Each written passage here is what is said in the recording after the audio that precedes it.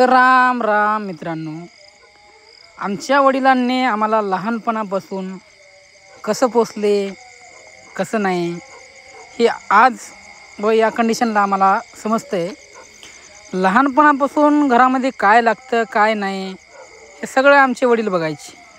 तर या शेतीवर तर मित्रांनो, शेती करून आमच्या वडिलांनी आम्हाला खूप चांगल्या पद्धतीने शिकवलं व मोठं केलं। आमच्या सगळ्या हौसी मौसी म्हणजे आता पण जे आम्हाला लागतं ते आमचे वडील आम्हाला देत असतात।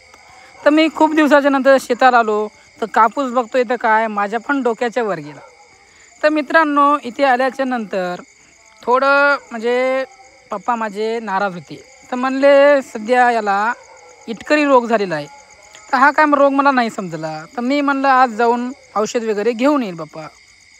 तर मग काय मी इथे भोकरला माझ्या कामासाठी आलो व मला एक ऑर्डर आला होता एका चिमुकलेचा फोटो काढण्याचा। मग काय मी त्यांचा फोटो नंबर 1 प्रकारे काढल्या व विचार केला की एवढी कमाई करून पण मी माझे शौक पूर्ण नाही करू शकत। माझे